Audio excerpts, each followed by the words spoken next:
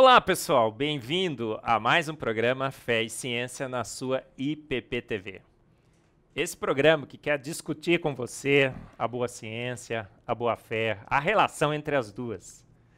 E trazer aqui cientistas, teólogos, para esse papo super interessante entre fé e ciência, ciência e fé.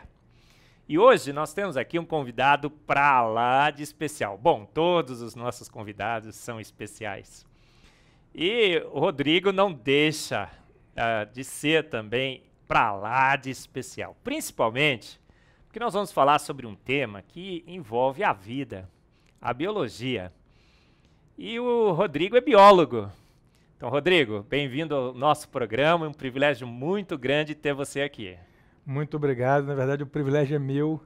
Uma honra, uma satisfação enorme estar aqui na frente desse grande homem de Deus e de ciência, compartilhando, trocando algumas ideias para que outras pessoas possam conhecer também.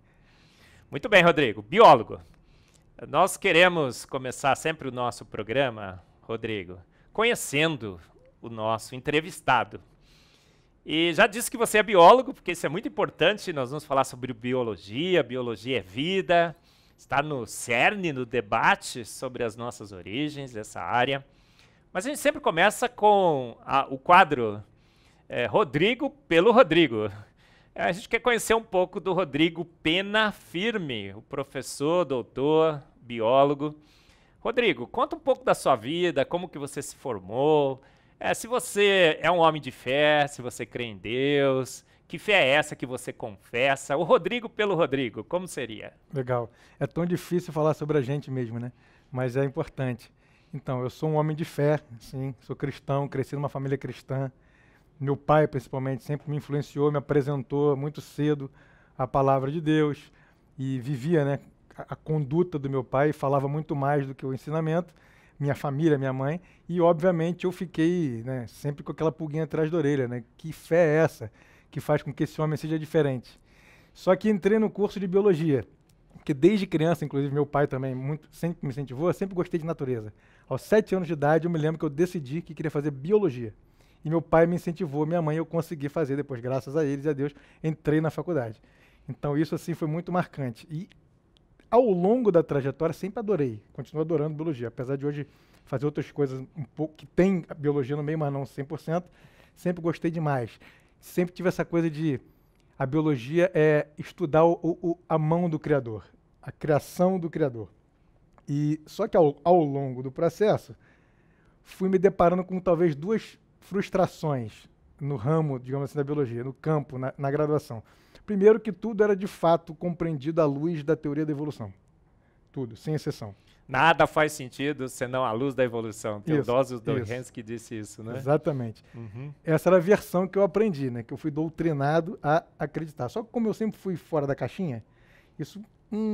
E aí se chocava com aquilo que eu via, que meu pai me dizia, o que eu via na Bíblia, e poderia muito bem ter optado por falar, não, vou conciliar e vou ficar bem. Vou virar um evoteísta ou qualquer coisa do gênero. Só que isso não dava, não tinha como. E aí eu falei, o que eu faço? Deixa eu estudar esse negócio. Aí quando eu comecei a estudar, eu comecei a ver outras coisas. Então havia esse conflito durante a graduação. No final, inclusive, eu estava assim, não, eu vou sair fora disso, eu não quero mais fazer isso. Porque não tem como. Eu não aceito esse negócio, não faz sentido. Eu não tenho como fazer biologia. Outra coisa que me incomodava é que faltava uma perspectiva humana no curso de biologia. Era muito somente planta, bicho, não sei o quê, ecologia. Eu falei, cadê o ser humano? Cadê nós mesmos, né? Conservação da natureza, coisa. Mas se nós mesmos é que dizemos se a natureza deve ser conservada ou não, mas eu sempre brinco até com os alunos. Não é o mico-leão dourado que fala, ei, me preserve. É o ser humano que, olha, vamos preservar, parte do ser humano. Isso não tinha, e aí isso me deixou meio frustrado. Isso me levou a me afastar, de uma certa maneira, dessa perspectiva evolutiva, mas e me jogar para um campo mais de ciências humanas e ciências sociais.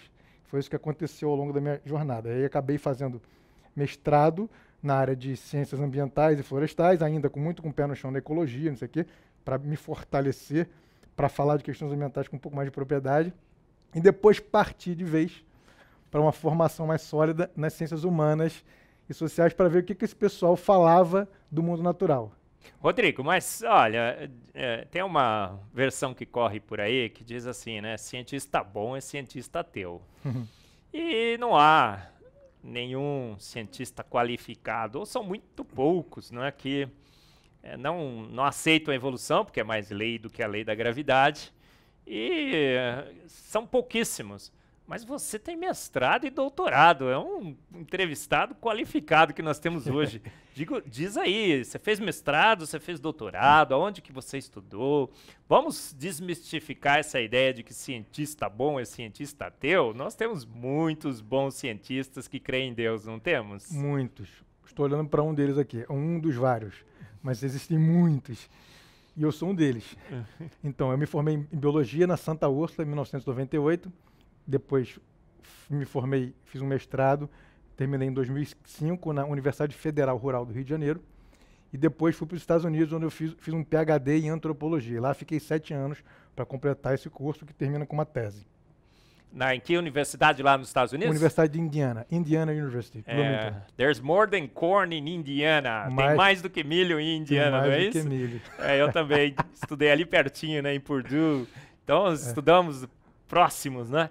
Mas, Rodrigo, não faz sentido. Você é biólogo e não crê em Darwin? Dizem que todos os biólogos creem em Darwin, 99%. Inclusive, há uma corrente entre nós, já ouvi isso, né, que diz que assim, o cristão tem que aceitar a biologia, porque a evolução, porque 99% dos biólogos aceitam a evolução. Você é uma peça rara, você é uma figurinha carimbada, um trevo de 4 folhas, um biólogo que crê em Deus, como é que seria isso, Rodrigo? Com certeza. Na verdade, eu acho que quando eu resolvi, de fato, pensar por conta própria, falo, deixa eu usar esse aparatozinho aqui que Deus me deu, que é o cérebro, a mente, deixa eu estudar por conta própria e pensar por conta própria, chegar às minhas próprias conclusões, eu vi que não fazia sentido algum. Me enganou porque a teoria é muito simples, né? Tanto que todo mundo aprende rapidamente. Então ela é aparentemente bonita, é até uma coisa que a gente vai falar hoje, né? Beleza, né? Ela é bonita à primeira vista. Se você ficar com aquilo que o seu professor de biologia te deu, se você se contentar com aquilo, você vai sair dali feliz da vida. Se você resolver pensar de verdade, não estou dizendo que quem acredita na teoria da evolução não pense, só que eu acho que tem que pensar um pouquinho mais.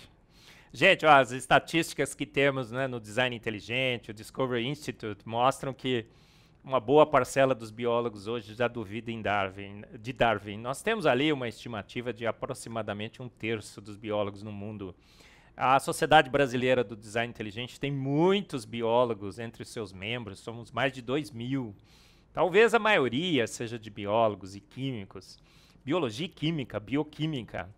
E o Rodrigo, inclusive, ele é palestrante oficial da Sociedade Brasileira do Design Inteligente, mais um, esteve no 2º TDI Brasil, tem uma palestra fantástica sobre beleza, logo logo a gente vai liberar no canal da TDI Brasil, e mostrando, né, que a biólogo que estuda a evolução a fundo, parece que não compra as ideias de Darwin. É verdade isso? O que você acha, Rodrigo? É por aí, é inevitável. Se você começar a estudar, inevitavelmente você vai se deparar com milhões de muralhas que são intransponíveis. A teoria não faz o menor sentido. Amanhã nós temos, hoje nós estamos gravando na quarta, né, Rodrigo? Uhum. Amanhã, quinta-feira, toda quinta-feira, às 5 horas da tarde, nós temos a Liga do Design Inteligente, do Discovery Mackenzie, da Universidade Presbiteriana Mackenzie. Nós vamos ter lá 3 biólogos, não é, que duvidam também de Darwin, se você quiser nos acompanhar. Cada dia cresce mais, não é? O desconforto da biologia com Darwin. Bom, gente, a gente não falou ainda por que a gente chamou o Rodrigo, qual é o motivo qual é o tema do nosso programa hoje. E o tema é fantástico. A palestra que o Rodrigo deu na TDI Brasil, eu fiquei fascinado, porque foi um assunto novo, eu nunca vi alguém defender esse assunto, viu, Rodrigo? Você é pioneiro, pelo menos do que eu conheço, na defesa dessa linha de raciocínio, ou desse aspecto da vida que mostra claramente, né, se mostra claramente a favor do design. Então o tema do nosso programa hoje é a beleza. A beleza, está escrito aqui, né? Darwin ou Deus? Gente, a beleza que nós vemos no universo e na vida seria fruto de um processo acéfalo despropositado, como Darwin um dia propôs? Ou será que há sinais evidentes de que um designer inteligente, Deus, teria feito isso?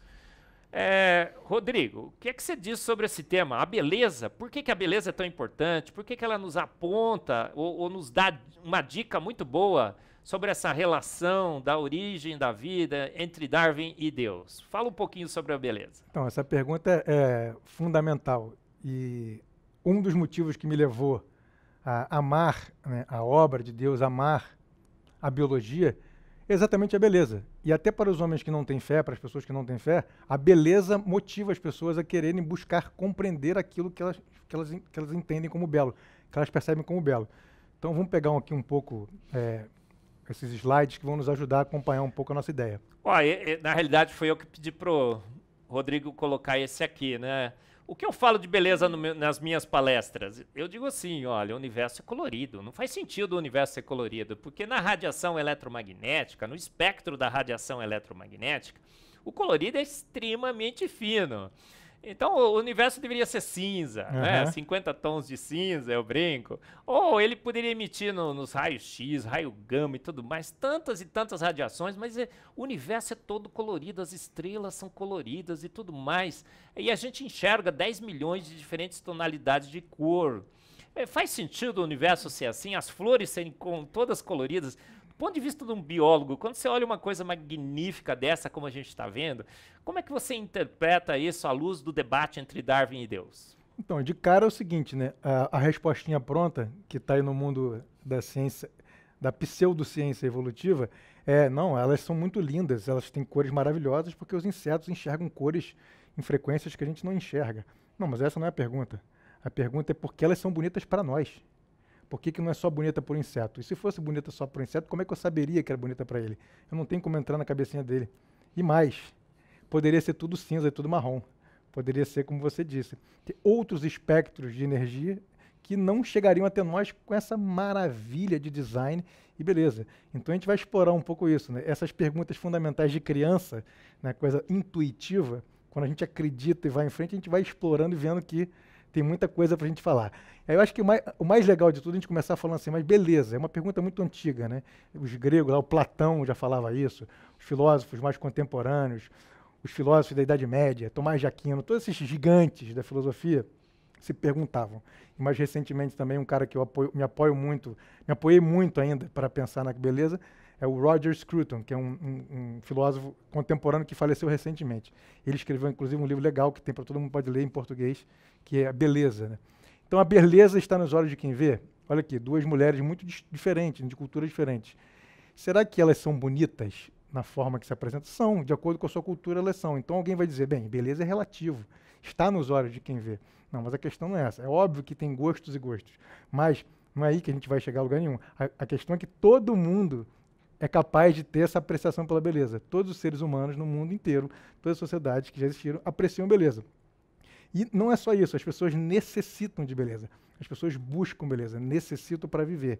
Quando vai comprar uma roupa, quando vai comprar um carro, quando vai casar, quando vai morar num lugar, quando vai viajar para algum lugar, todo mundo, como se fosse instintivamente, digamos assim, em busca da beleza, quer estar rodeado da beleza. Porque a beleza nos traz a sensação do sublime, aponta para o transcendental, traz a paz, ajuda a criar um bem-estar, ela gera um prazer, uma sensação duradoura, estética. E muitos já chegaram à conclusão que isso não pode ser simplesmente fruto da interação material, fruto da matéria e da energia. Por que isso nos leva a isso? Por que a gente quer beleza? Qual a explicação do ser humano precisar e querer a beleza? Isso é uma área da antropologia, Rodrigo? Não é bem uma área da antropologia. Existem estudos na antropologia que fazem comparações culturais e perguntam, será que existe um padrão universal de beleza entre as pessoas? E a descoberta é sim e não. Sim e não.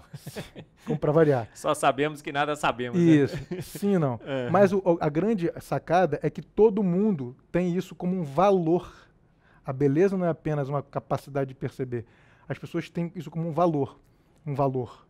Todo mundo carrega esse valor. Todas as pessoas buscam a beleza. Então isso é de todo mundo. Você já nasce, já vem no pacote. Você já nasce com esse negócio. Essas seriam estratégias em busca da beleza? Em busca da beleza. Essas pessoas estão tentando ser bonitas para suas culturas. Uhum. Independente do gosto, se um gosta mais daqui e dali, todo mundo está tentando ser bonito. Uhum. Mas o que é beleza? A gente já falou aqui. É uma coisa que é muito fantástica, porque ela não tem como pesar, não tem como medir, não tem como descrever, só tem como sentir. Quanto mais se tenta descrever, mais se afasta dela. Porque a gente sabe que ela foi feita para ser contemplada. Então não adianta tentar descrever, medir. Não, é bonito porque a gente consegue ter um esforço até artístico de produzir a beleza. Tem que ter uma intenção. A beleza só aparece quando há intenção de quem fez a beleza. Ela jamais aparece espontaneamente. Veja nas obras de arte, veja na arquitetura. Tem que ter intenção. Esse Roger Scruton, por exemplo, falou umas coisas interessantíssimas. Por exemplo, que as pessoas, essa virada de arte clássica para contemporânea, arquitetura, eles passaram a optar pelo funcional. E aí, com isso, parou de dar ênfase nos detalhes da beleza. Resultado, passou a não ser funcional, porque ninguém quer morar em lugar feio. Incrível. Isso se aplica muito. Por que essa introdução? Porque essa ideia do que o ser humano é, do que o ser humano é, da natureza do ser humano em relação à beleza, é que nos dá a ponte para ver se faz sentido o que as pessoas estão falando do ponto de vista biológico e evolutivo. Então a gente sabe que existe um valor intrínseco, né, em uma necessidade humana universal por beleza. Só para a gente parar de falar, né, e lembrar olhando o que é a beleza. Se pergunte por que essas coisas são tão maravilhosas. Olha a delicadeza. Gente, isso é um guarda-chuva perfeito, com detalhes minuciosos. Isso aqui é só uma pequena amostra do que tem na natureza. Por que tanta beleza? Por quê? Olha as borboletas, gente. São centenas e centenas de espécies de borboleta. Não vamos entrar nesse detalhe, mas é importante lembrar, se vocês não sabem, aprendam, que as borboletas, assim como os pavões, não têm pigmento nas suas asas. São escamas. As cores e os padrões são feitos por sobreposição de microescamas. É de acordo com a estrutura da escama, o que reflete da luz do sol. Isso não é química, é física. É física. Como é que alguém pode achar que isso é por acaso?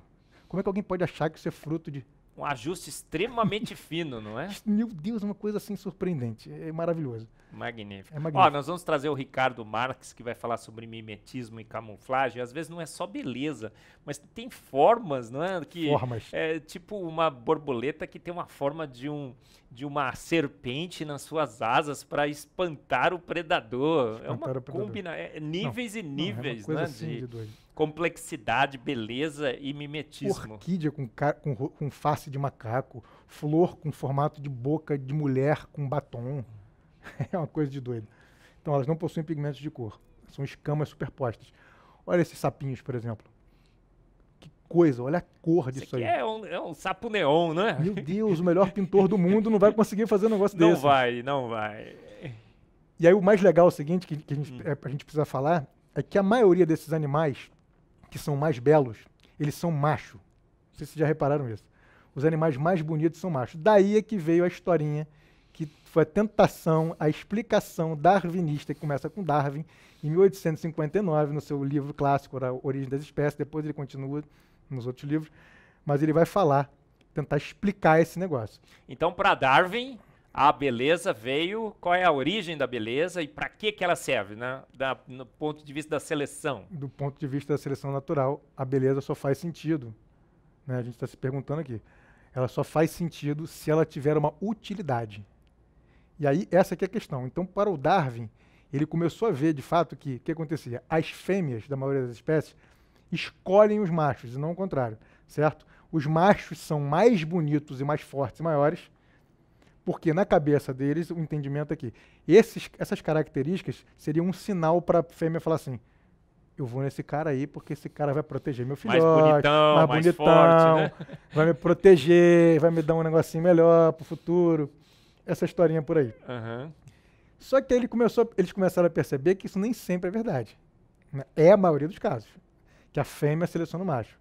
E aí eles começaram a falar assim, o Darwin começou a falar, bem, então a beleza evoluiu porque era mais ou menos todo mundo feinho, e aí elas começaram a escolher os mais bonitos, porque aquele mais bonito significava que ele tinha um negocinho a mais. Porque ele era mais capaz de correr, mais capaz de sobreviver, sei lá o quê. Várias características adaptativas. Só que com o tempo, essa evolução acontecendo, essas características muito bonitas acabariam prejudicando a espécie, porque vai ficando cada vez mais bonito, cada vez mais energia para ficar bonito, cada vez mais pena, cada vez mais canto, mais floreio. E aí o do próprio Darwin, que era um gênio, apesar de ter falado muita bobagem, era um gênio, falou, rapaz, não bate. Por quê? Porque a seleção natural não explica a beleza. Aí ele inventou a tal da teoria da seleção sexual, que é isso, as fêmeas vão escolhendo os mais bonitos. Escolhendo os mais bonitos. Vamos fazer uma pausa aqui, só para todo mundo ver se eu também entendi. Ou seja, o problema da beleza é que ela tem um gasto, um consumo, um preço muito alto, é isso? Muito alto. E tem um exemplo claro, por exemplo, que é muito didático. Imagina aquelas mulheres que saem no carnaval com aquela roupa, lá, aquela baiana, qualquer uma daquelas que você pensar. Imagina no Rio de Janeiro, um ladrão começa a correr atrás dela. O ladrão é o predador e ela é a presa. Você acha que ela vai conseguir fugir do ladrão? É a mesma coisa. Como é que um pavão com aquela asa enorme, gigante, vai migrar, vai voar rápido, vai fugir do predador, vai se esconder? No que ele fizer assim, meu filho. E por que ele investiria tanta genética, tanto o metabolismo, energia, os suprimentos e nutrientes para investir numa parafernália dessa, né, que não teria uma vantagem na preservação dessa espécie? Exatamente. O próprio Darwin, então, sabia bonitinho disso. Ele sabia claramente disso, tanto que ele sabia que a seleção natural iria preservar certas características e a seleção sexuia ia jogar contra. Ele falou, e agora? Sem seleção natural, ele foi para a seleção? Sexual. E aí ele falou, quebra-cabeça. Aí quando ele via, inclusive no seu livro Fomos Planejados, ali tem claramente dizendo sobre esse pesadelo do Darwin, nas cartas que ele trocou lá com um amigo dele, que ele falou, rapaz, me dá arrepio ver a asa de um pavão. Porque eu não sei o que eu faço com isso. E até hoje... Até hoje tá aí, ó. Aí tá a asa do pavão. Todo mundo aprende ou sabe, né, ou pensa que sabe, que a asa do pavão, ela funciona porque, como todos os outros animais bonitões, macho atrai a fêmea. Só que não. Só que não. Só que não. Uma pena dizer que... Gente, dizem que Darwin tá certo. Só que não. Só que não. A pena do pavão não serve para isso. Elas são atraídas pelo canto e desse olhozinho bonitinho aqui, que tem 3 camadas, digamos, 3 circunferências, uma dentro da outra, assim, tem 3 zonas, elas só enxergam mais ou menos uma. É incrível, né, gente? Olha que parafernália é essa. Imagina quanto do genoma desse bicho está investido nesse ornamento. Então, para a fêmea, isso seria... Ele atrai mais a fêmea, quanto mais cor e quanto mais ornamento, quanto mais parafernália ele teria, Rodrigo? Isso é o que todo mundo contou para você nas aulas daqueles professores de biologia que não estudaram o suficiente. Mas essa não é a verdade. E eu estou aqui apenas buscando a verdade. Qual é o principal critério que a fêmea usa para escolher o pavão macho? Cantada. A cantada. Qualquer semelhança é mera coincidência. Eu fui num debate, né, Rodrigo? Você conhece disso? Se você não sei se você já assistiu, é Morning Show, entra lá no YouTube e tudo mais, né? Aí o professor tava falando, né, que tava debatendo comigo, falando das baladas e tudo mais. A gente chegou no pavão e tal. A gente... Na realidade, as mulheres sabem disso, né? Sabem disso. O cara pode ser bonitão, né? Eu sempre falo isso nas minhas palestras, mas se abriu a boca aí, né? E não sabe se comunicar e tudo mais, exatamente. Né? Aí eu até brinco, né? Por isso que tem tanto homem feio casado com mulher bonita, não é, Rodrigo? E é verdade, hein? E é verdade. Então, fala um pouco mais. Ela não enxerga a cor? Não. Ela só enxerga um pedacinho de uma dessas 3 zonas. Mas como é que a gente sabe se a gente nunca entrou no cérebro de uma pavoa para saber isso? Eles fazem testes com pavões de várias cores, eles tampam como se fosse tampa com fita adesiva, os pavões, tampa aqui, depois tampa ali, vai fazendo uma série de experimentos, tampando as zonas, deixando todas abertas e deixa ela para ver com quem ela vai. Eu menciono até no meu livro, né, que o principal fator, tem artigos científicos sobre isso, 400 e poucas pavoas num artigo que eu cito, que é o Acoustic Signaling, que em bom português é... Cantada. É isso. Incrível. E aí a perguntinha que perturbava o senhor barbudo Darwin era, por que então existe essa beleza inútil? Meu Deus, e agora? Como explicar? Aí vamos tentar resumir aqui o que o Darwin falou naquela época, e o pessoalzinho até hoje está repetindo a mesma ladainha com alguns acréscimos. Darwin falou o seguinte, não, veja bem, imagina ele falando, Uhum. em Você inglês, tá imaginando, né? né? Imaginando. Gente, esse lado descontraído do Rodrigo eu não falei no começo, porque ele é carioca, então, né? Aí, e a Ai, gente tem ai. um bom carioca aqui, bacana, o papo tá super legal. Então, Ai, já, ai. já falei da onde você vem agora. Pronto. Veja bem, Uhum. é, Esse sotaque aí você já reconheceu também, exatamente. né? Apesar de ter rodado um tanto aí, o sotaque Mas ficou. isso não se perde. Não se perde. Também sotaque é coisa pra gente preservar, É lógico, né? é lógico. Uhum. Características úteis no passado hoje são inúteis, mas permaneceram bonitas. Ele falou assim, olha, tinha coisa bonitinha, útil, que era algumas coisas da beleza de hoje, que não servem para nada hoje, são resquícios de coisas que serviram no passado. Aí você pergunta, Darwin, mas que coisa? Não sei. Especulação, deve ter acontecido, porque senão não tem como, né? A única explicação que eu tenho é que deve ter servido no passado, porque como é que isso foi selecionado, como é que isso permaneceu? É a força do paradigma guiando as nossas interpretações, não é? Exatamente. Aí o que, que os darwinistas contemporâneos fazem? Eles falam o seguinte, beleza, por exemplo, aqui, ó, dando uma aproximada no olhinho da pena do pavão. Aí eles falam, não, olha só, a parte perceptível que as fêmeas veem hoje, quer dizer, a parte não perceptível que elas estão vendo hoje, serve para realçar a parte perceptível. Olha isso. Então tem uma parte linda, maravilhosa, que elas não veem, nós vemos, elas não veem, mas deve dar um contraste e ajuda ela a ver o que ela já vê. Que desculpinha, né? Esfarrapadinha. É incrível. E aí é outra história que eles falam o seguinte, que eles também não demonstram como. Falam, é subproduto. Tem uma parte aqui desenvolvendo, aí como subproduto.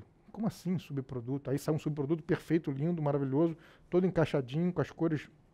É essa a explicação que eles dão. E se contentam com isso. É incrível, né, Rodrigo? Para o pavão, a gente vai ficar falando bastante do pavão, porque o pavão é um caso emblemático de beleza.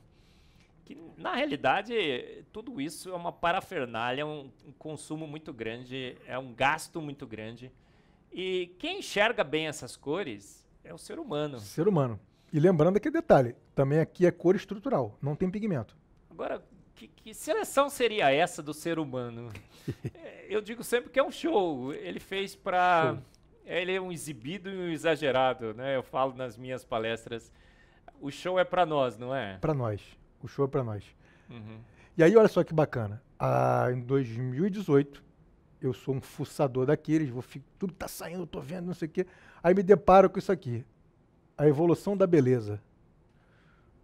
Como que a teoria esquecida da escolha das fêmeas pelos machos no mundo animal e no mundo humano moldou, explicou a evolução da beleza. Do Richard Prum, um professor top, ornitólogo, especialista em ave, da Universidade de Yale, nos Estados Unidos. Cara top, no que ele faz. Passou a vida estudando aves, 40 anos de campo, entende pra caramba, sabe tudo, 10 mil espécies de ave, o cara já visitou tudo quanto é museu, trabalho de campo. Aí ele falou, olha, vou ressuscitar a teoria do Darwin que foi esquecida. Qual teoria? A explicação para a beleza inútil existir. Porque a grande maioria dos biólogos evolutivos ficou naquela de não tem como. Tudo que existe, né, qualquer traço que existe num ser vivo, tem alguma função. Que função? Dentro do kit reprodutivo, kit de sobrevivência. Senão aquilo vai desaparecer ao longo do tempo. Não tem por que ter uma coisa que não serve para nada. Né? Sim.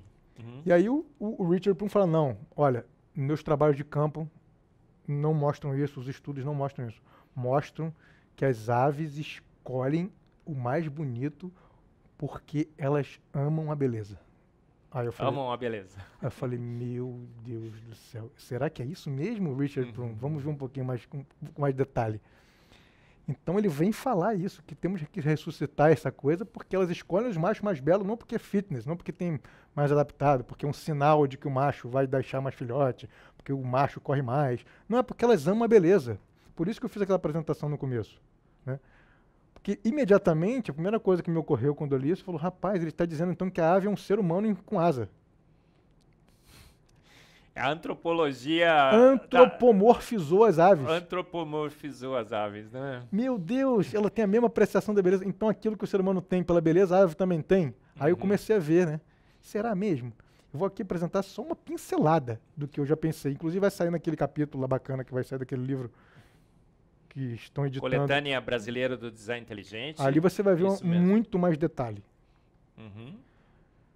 E aí, só para apresentar aqui um pouquinho alguma das objeções filosóficas e antropológicas para essa ideia esdrúxula do meu amigo aí, Richard Prum. De que as aves amariam a beleza e que a fêmea escolhe o macho porque ele é mais bonito. E isso sendo a explicação porque existe uma beleza exuberante espalhada por todo mundo. Sim.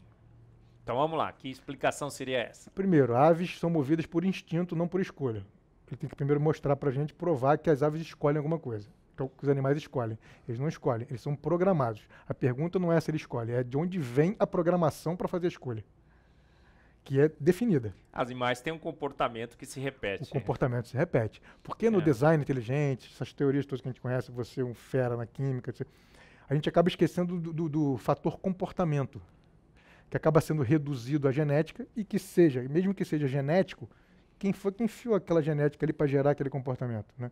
De onde vem isso e por que está ali? Eles nunca fazem a pergunta do porquê. O máximo que conseguem fazer é descrever o processo. Só que as explicações não fazem sentido. Então, Então é aquela história, né, Rodrigo? Macaco gosta de banana. É isso. Eu nunca vi outro macaco que não gostasse de banana e gostasse de alguma fruta extremamente exótica. Exatamente. Macacos gostam de exatamente. banana. Eu faço até uma brincadeira nesse texto lá. Né? Se elas tivessem escolha, né, se as aves tivessem escolha, de repente um pardal ia se apaixonar por uma galinha. Né? Sim. Por um gavião. Aí o romance termina mal, né? Esse tipo de coisa. Eu gosto de grandonas, né? Ela ia ter frustrações, meu Deus, ele não quer nada comigo. Ai, que tristeza. Isso. Oh, meu pai. Então, enfim, esse tipo de coisa. Essa é a primeira rejeição, é a primeira objeção, né? Aves são movidas por instinto. Instinto. Todos os animais. Procedimentos que se repetem. Isso. Porque tem uma onda agora moderna aí, contemporânea, né? E não, os animais têm agência, têm intencionalidade. Balela, não tem. Eles têm que estar programados. Não quer dizer que eles não sintam dor, não quer dizer que eles não tenham um grau de inteligência, que eles não aprendam, não quer dizer nada disso. Como é que você traduz instinto? Instinto é o quê? Inato, nasce com você. E quem é que programou esse instinto? Essa perguntinha eu devolvo para eles. Eles estão querendo dizer que é através do... Se a explicação deles faz sentido, né, ela é a filosofia, o naturalismo filosófico. Tudo vem da matéria e da energia. E aonde no animal essa programação está registrada? Eu não faço a menor ideia. A gente não sabe. Ninguém faz a menor ideia. Não faz ideia, né? Só sabemos que... Poucos sabemos, não é assim, Rodrigo? É isso, com certeza. Mas a gente sabe que isso daí foi programado, não foi? Programado, para ser aquilo ali. Olha, outra coisa. Ter preferências estéticas subjetivas pressupõe livre-arbítrio. Autonomia, autoconsciência, linguagem simbólica. A ave tem que ser capaz de criar mundos, imaginar mundos, sonhar com o futuro, lembrar do passado. Ela vê a galinha come aquela minhoquinha e fala: ai, quando meu pai e minha mãe me alimentavam era tão legal, mas hoje, sabe, eu acho que eu vou... É uma brincadeira, né? A gente está no programa de fé e ciência. Se fosse assim, né, a gente teria que ver se tinha árvore, as aves, né, se explicam melhor por Calvino ou por Armínio, né? É isso. Se elas têm livre agência ou se têm livre arbítrio, né? Perfeito. Elas são predestinadas a serem comedoras de minhoca ou... Não pode ser assim, né, Rodrigo? Pelo amor de Deus. E aí é preciso artificialmente, né, como eu já falei, antropomorfizar as aves para que isso aconteça. Outra coisa, pressupõe que aves humanos compartilham as mesmas preferências e capacidades cognitivas. Porque esse próprio Richard Prum, ele fala assim, já vi palestra dele, ele fala assim, mas veja bem, estou falando da preferência das aves, do gosto por beleza das aves, não do nosso. Aí eu falo, amigo, como que você sabe do gosto das aves? Porque eu vejo que elas escolhem isso.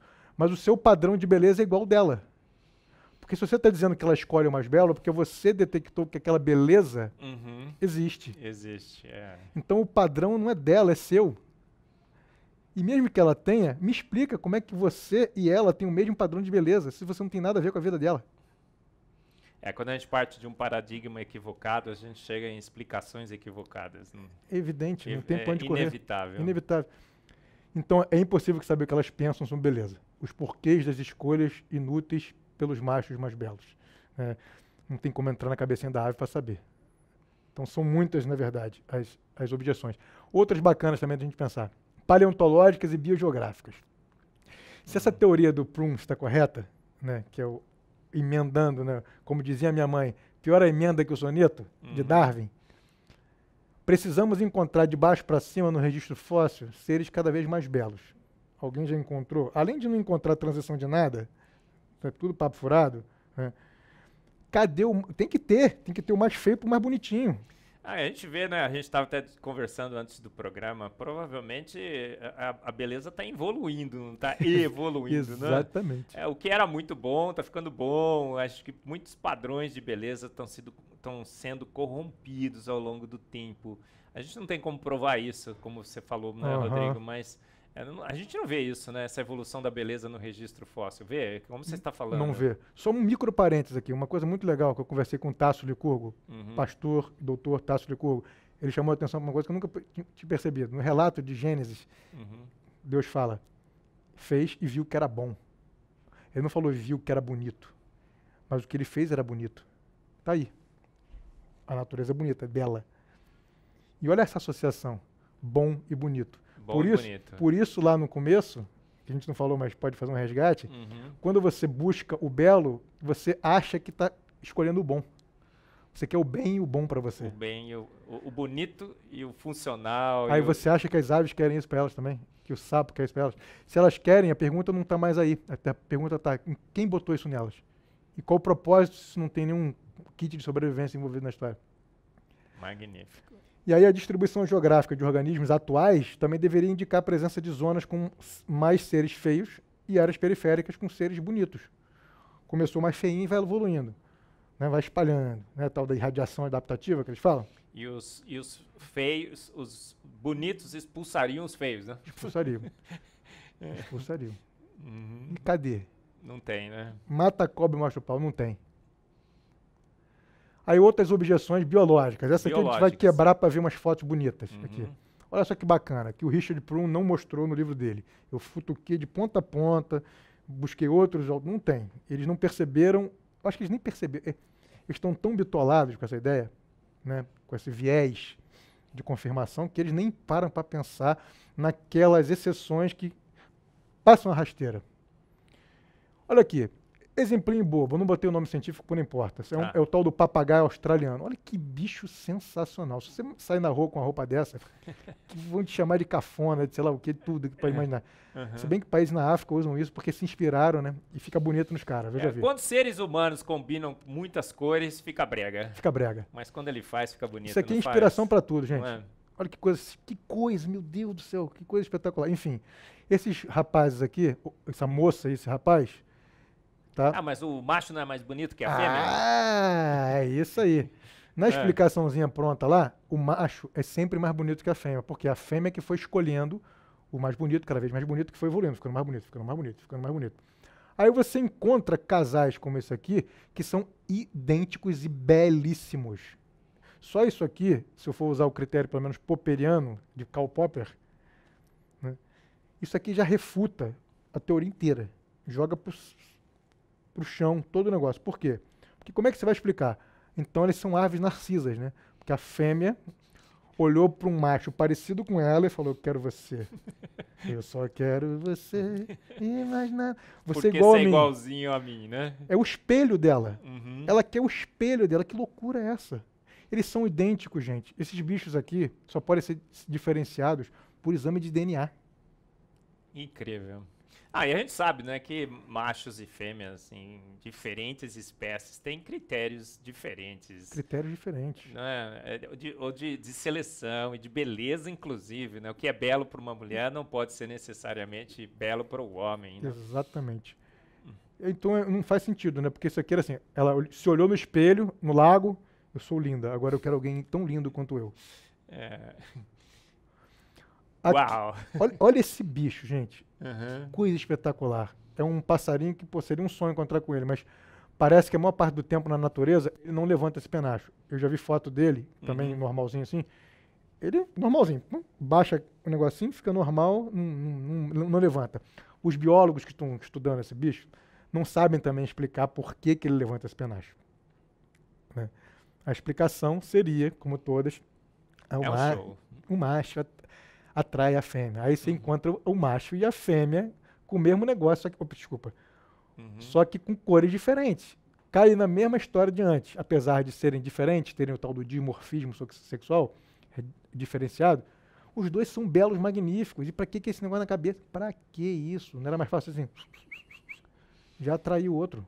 Ô, Rodrigo, em ciência, quando você acha um dado que refuta a sua teoria, você tem que abandonar a teoria. Os dados são Mas não, absolutos, não não, são? mas se abandonar a teoria fica difícil, porque aí como é que eu... Como é que você explica isso? Olha a fêmea, né? E as cores são diferentes, são padrões distintos. Aqueles dois são A idênticos. delicadeza do bicho. Olha que tem a mão da pessoa segurando. Ele fez isso para confundir, não foi? Para confundir o sábio. Os sábios, os pseudo-sábios desse mundo. Pseudo-sábio desse mundo. Uhum. Olha aqui, a perguntinha básica que vem. A natureza, então, precisava ser tão bonita para funcionar? Esse pessoalzinho aqui, tipo um pardalzinho, Uhum. não é nada contra os marronzinhos, mas, É. pô, mas quer comparar? Não, ele é feio, assim, ou é pouco bonito, vamos dizer assim, né? É pouco bonito, porque tem coisa muito, muito bela. Muito Se fosse tudo horrível, né? Isso aqui seria lindo, né? Exatamente. A gente tá fazendo por comparação, tá falando que por comparação ele não é tão bonito assim, né? Exatamente. É. Estonteante, né? Comparado com o outro é estonteante. Isso aqui E aí a perguntinha. E aí? Precisava ser tão bonita? Não. Não precisava ser bonita. Esse é o casal macho e fêmea? Casal macho e fêmea. Marronzinho básico. Mas cadê a seleção sexual aí, Rodrigo? Não tem, meu querido. Não tem, né? Quer dizer, ela tem, mas ela não selecionou o mais bonito, não gerou o mais belo. Por quê? Não sei por quê. Cabe ao criador decidir. Ele decidiu que aqui nesse caso ia ser assim. Tudo poderia funcionar na natureza sem beleza alguma. Sem beleza alguma. Cai até naquilo que a gente falou no começo também, da beleza do universo, das cores das galáxias. As estrelas poderiam ser cinzas todas, né? Poderiam. As árvores poderiam ser todas cinzas. Tonalidades de cinza já estaria bom, né? Sabe qual é o efeito que teria isso? Londres no inverno. Londres no inverno. Você fica assim, não quero sair de casa não. Deprimido. Ô dia, ô céu, ô azar. A alegria, a exuberância, ela está dentro da gente. A gente precisa de ter contato com esse mundo externo, com esse livro que o Criador criou, né? Que ele deixou. O programa é Fé e Ciência, né, Rodrigo? Ele fez para o louvor da sua glória. Para o louvor. 10 milhões de tonalidades de cor o nosso olho enxerga. Não precisava tanto. Por isso que eu falo que ele é um exibido, um exagerado. Podia ser 1000. Tava bom já, não tá? Já dava conta do recado. Nós enxergamos 10 milhões. O pavão, nós que enxergamos as cores. Esses pássaros, a gente que enxerga. É um show feito para o homem, dirigido para o homem, 10 milhões. Tem muitos pássaros, tem muitos animais que não têm essa percepção de cor. Com certeza. Não é? Os peixes de Recife de Coral, é uma infinidade de animais que têm essas colorações exuberantes, formatos, as flores, é uma coisa indescritível, né? Aí, de novo, a perguntinha que a gente já fez lá. Até o macaco fica de cabelo em pé. Sim. Por que vemos tanta beleza nas aves e outros animais se nada temos a ver com a sua história de vida e reprodução? Abafa o caso. Eles não falam sobre isso. A teoria da evolução tem que explicar isso. Não tem uma menor noção de como isso pode acontecer. Mas como, Rodrigo? Como? Os biólogos todos falam isso. Eu assisto palestra de irmãos meus em Cristo que dizem o seguinte: nada faz sentido na biologia senão a luz da evolução. 99% dos biólogos creem em Darwin. Tudo é explicado pela evolução. Evoluímos, gente. A gente tem que se conformar com isso. Como? E aí você vem aqui e me diz que não faz sentido, que a beleza não se explica por Darwin? Meus irmãos, eu já fui darwinista. Eu mudei pelas evidências, porque não tinha como. Para onde você olha, para onde você correr, o bicho vai pegar. Então não tem por que eu fazer essa compatibilidade. Fora todos os efeitos maléficos que vem criando na sociedade, né? Desde a subdivisão de raças, eugenia, tudo se baseou nessa ciência, né? E até as coisas que hoje são muito contemporâneas aí, que tem a ver até com questões ambientais, né? O lugar do homem na natureza, né? Pessoal, esse é o programa Fé e Ciência que quer te informar corretamente do que a ciência nos diz de fato sobre as nossas origens. Aqui um biólogo, mestrado, doutorado na Indiana University, né? E mostrando para o mundo, Rodrigo, você é um dos pioneiros, eu vou verificar isso, eu nunca vi uma defesa em relação à beleza do design inteligente, que mais um aspecto da vida mostra claramente que fomos planejados, fomos decorados. Talvez você poderia escrever um livro, né? Fomos decorados. Pô, que título fantástico. Não é? Olha que coisa linda. Alguém pintou o universo, alguém pintou a vida. E essa pintura, essa decoração é feita com um propósito, mostrar a sua glória, seu poder, sua autoridade. Alguém fez tudo isso pronto, não é? Marcos, não me importa muito o que vão pensar ou se vão crer, mas na verdade o autor dessas ideias nem sou eu. Eu sou pioneiro porque eu estou sendo usado para falar sobre isso. Creia você ou não. Eu falei para vocês, né? Eu estava sentado lá no segundo congresso da TDI Brasil, quando eu vi alguém falando sobre beleza, eu falei, gente, quando eu estava em debates com darwinistas, né, ele falava assim, olha, a beleza veio porque a fêmea se atraía pelo macho cada vez mais bonito. E eu creia que isso era um padrão praticamente definitivo na natureza, e não é, né? Você Não mostrou aqui, né? Não Tem macho mais bonito, tem Não é. os dois tão bonito quanto, Não é. tem fêmea mais bonito que macho? Tem. Também tem caso, sim. Que arrebenta com tudo também. Não faz sentido, Não né? faz sentido. Então nós temos dados e mais dados que mostram que beleza, Darwin ou Deus? Meu Deus. Meu Deus. A resposta está aí. Ó, Deus. Outra característica que eu queria comentar com você, eu tenho um capítulo inclusive no meu livro, Fomos Planejados, a maior descoberta científica de todos os tempos, que eu comento isso. O sorriso humano, o sorriso. A gente dá um sorriso bem bonito aí, Rodrigo. Pra câmera, vários ângulos. Vamos sorrir aqui também. Você está em casa, dá um sorriso. O sorriso nos torna mais belos, não é?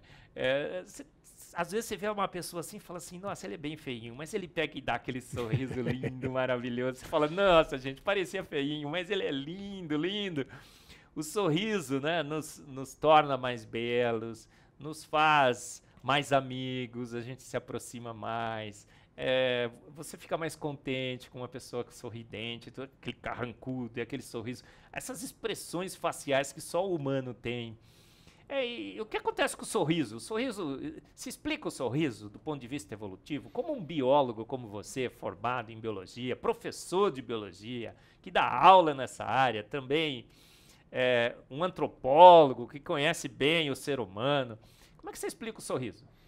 Não há nenhuma explicação à luz de teorias materialistas. Só a única explicação é que nós refletimos a imagem do Criador, né?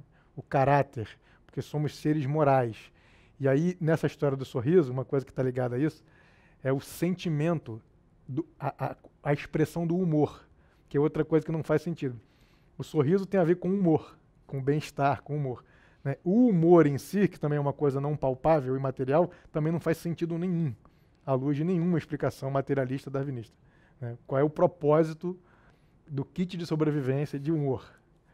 E assim, a lista é longa, né? A gente poderia ficar aqui fazendo muitos programas só sobre cada um desses aspectos. Não faz sentido. E aí, obviamente, vão dizer, lá vem esses caras, esses fundamentalistas religiosos, que não sabem explicar, botam na conta de Deus. Não é isso. Vocês estão vendo aqui que a gente está usando filosofia, razão. A gente não está aqui para convencer ninguém. E são 26 músculos faciais. A minha lista... eu preciso escrever uma versão atualizada do meu livro, porque isso pode ter mudado já. Eu estou querendo fazer a 6ª edição do Fomos Planejados, revista atualizada, expandida. Talvez tenha mais músculos envolvidos, mas é incrível. Para isso, né? É um monte de músculos, gente. E um arranjo, uma engenharia assim fantástica, uma engenharia de construção, de localização desses músculos, todos efeitos elétricos e tudo mais, para que você sorria. Para que você sorria. Macaco sorri, hiena sorri? Não. Dizem que sorri, mas não sorri, né? Não, é uma característica única. Unicamente humana. Do ser humano. Então fomos feitos à imagem e semelhança de um grande Deus. Somos a coroa da criação? Com certeza. E aí muda todo o jogo, né? Toda a história. Muda tudo. Que estão querendo inverter, querendo empurrar a goela abaixo, que nós somos apenas mais um animal. Meros mamíferos. Meros mamíferos. Um negocinho aí que acabou virando. Então não tem nem motivo para se preocupar com o ser humano, né? Se o seu cachorro foi atropelado e uma pessoa foi atropelada, com base na teoria da evolução, você não tem motivo para escolher a pessoa versus o cachorro. É tudo a mesma coisa. Por que você vai escolher? Qual o padrão que você vai aplicar? Porque é tudo a mesma coisa, né? Somos simplesmente um ramozinho aí que deu em humano, o outro deu em cachorro. Não há diferença, né, na natureza, na essência de um cachorro para um humano. É isso que estão querendo dizer para a gente, na essência, né? E as implicações disso são muito sérias, muito graves, né? Também merecia um outro programa só para isso. Com certeza, a gente foi feito especial desde o início, né? Desde o início, desde o início. Tem uma teoria que diz assim, olha, na realidade Deus deu a partida. A gente sempre fala dela aqui nesse nosso programa, né? Porque é fé e ciência. Uhum. E Deus deu a partida e as forças naturais foram agindo depois disso e construíram o universo, construíram as diferentes formas de vida. Deus só estava observando. E de repente ele decidiu escolher lá um casal de humanos, soprou seu espírito, o Imago Dei e tal e tudo mais. Mas será que os processos naturais não guiados, né, levariam à produção de um humano tão especial assim? O que você acha, Rodrigo? Como é que processos não guiados, cegos, aleatórios, com base só em seleção daquilo que a natureza apresenta, da matéria e energia organizada, vai gerar seres com propósito, com intenção, com intencionalidade? Não é isso? Até o próprio C.S. Lewis fez essa pergunta, né? Se tudo vem da matéria e da energia, se tudo pode ser reduzido a isso, explica isso, não é isso? Que tudo não passa da dança do gens, como é que você confia na sua própria ideia sobre o gens? Tudo é ilusão, é o que Richard Dawkins fala. Tudo é ilusão. Ele tem que ser coerente. Tudo é ilusão, inclusive o que você está falando, também é uma ilusão. Você não pode confiar naquilo que você está falando. Se tudo é a dança do gens, se tudo é explicado por isso, se tudo processo aleatório, natural, né, de matéria e energia, nada faz sentido, tudo é uma ilusão.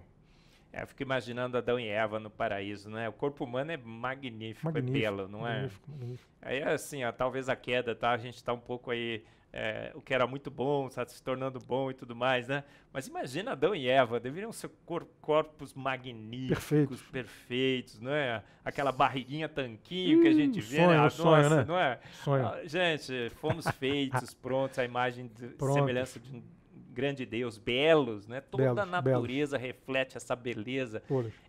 Romanos 1:20 diz lá, né? 1:18, 19, 20, porque os atributos invisíveis de Deus, se veem claramente nas coisas que ele fez. Deus gosta do belo?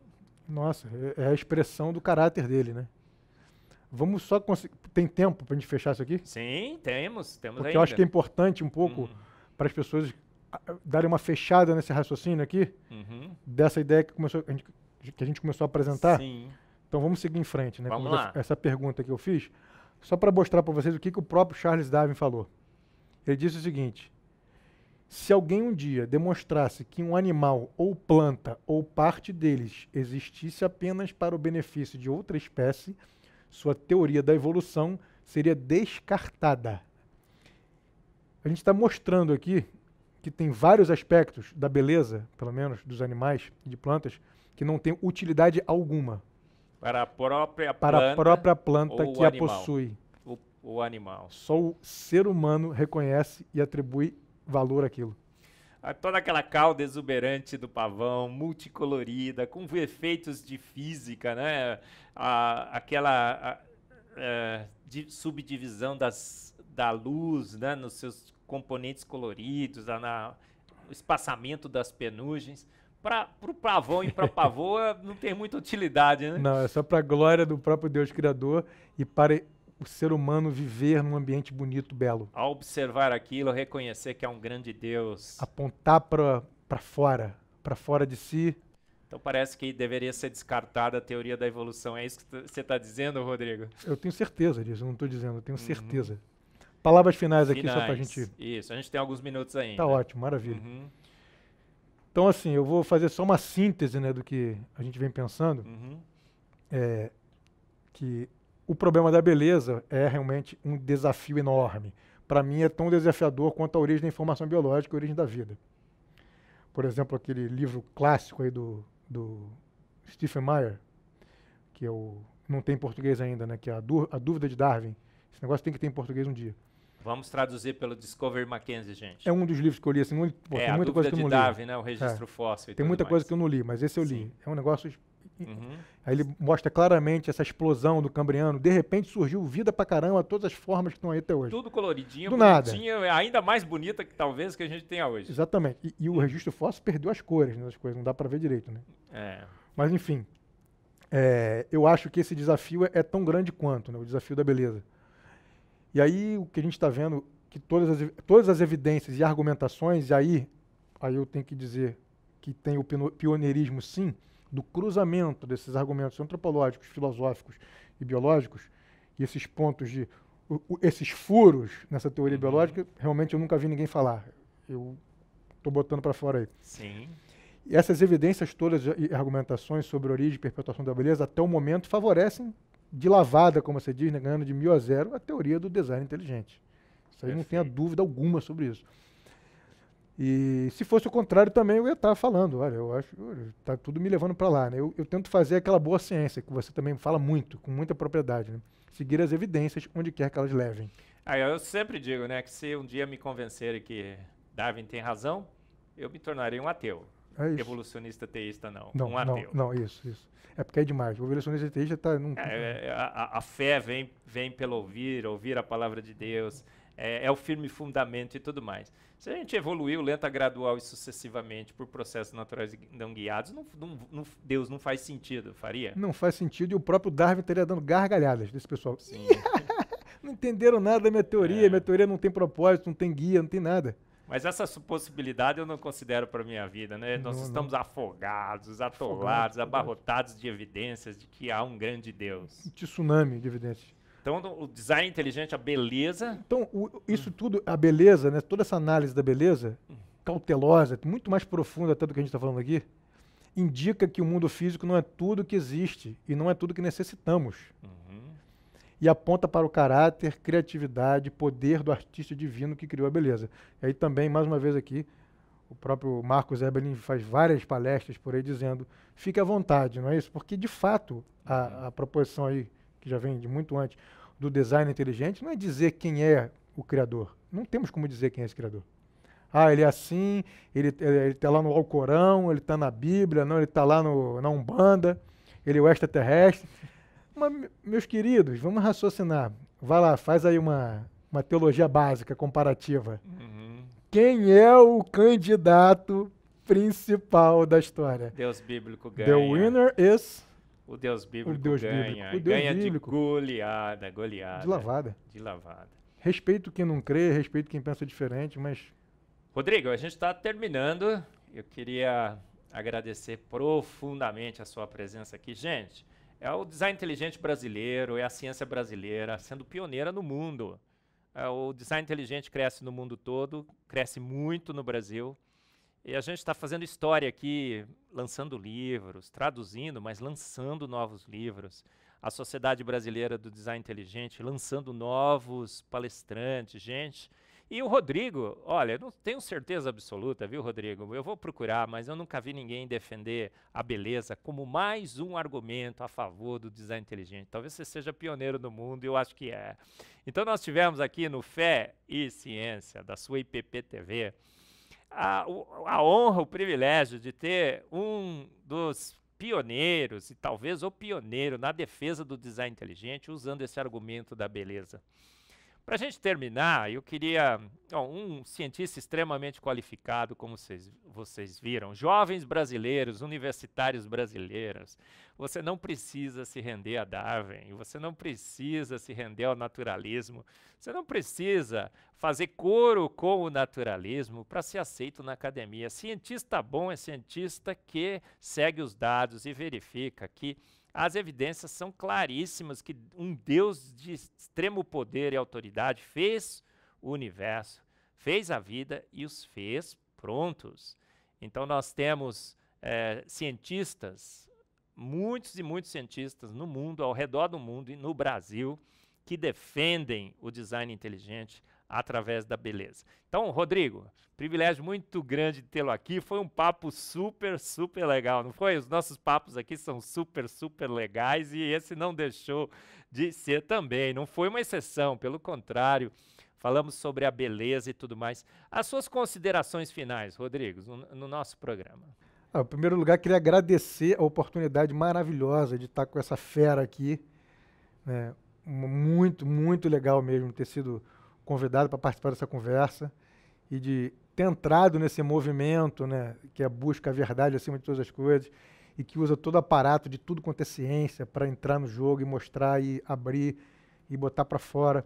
E aí, assim, a minha experiência como um jovem que sempre amou a natureza, né, que buscou entender as coisas, curioso, é que Não tenham medo de desafiar aquilo que lhe parece muito sólido, né? Como a teoria da evolução e outras tantas coisas que são tratadas de forma dogmática. E se você está vendo do ponto de vista científico, por exemplo, né, você sabe que ciência não pode ter dogma, gente. A ciência tem que estar aberta ao debate o tempo inteiro, não tem como bater o martelo final. Pode ser que isso aqui alguém no futuro fale assim, rapaz, mas esse Rodrigo e esse Marcos falaram bobagem, porque agora tem não sei o quê. Legal. Vem, cai dentro, vamos fazer isso. Desfaz o que a gente falou aqui. Perfeito. Não tenha medo de encarar, estuda, pensa por conta própria. No dia que você começar a pensar de verdade por conta própria, você vai ver quantas coisas você vai entender e Deus vai te usar, vai botar coisinha na tua cabeça, no teu coração, que nunca ninguém pensou. Bom, gente, chegamos ao final de mais um programa Fé e Ciência. Queria terminar lembrando uma frase muito, muito importante de J.J. Thomson, pai da espectrometria de massas, a área que eu trabalho. Dado após dado, espectro após espectro, a verdade que é enfatizada a cada avanço da ciência, que grandes são as obras do nosso Deus. Rodrigo, muito obrigado. Gente, muito obrigado pela sua atenção. Assista todos os programas Fé e Ciência, os que já passaram. Esteja sempre com a gente, quarta-feira, às 20 horas, no Fé e Ciência. Até a próxima. Muito obrigado.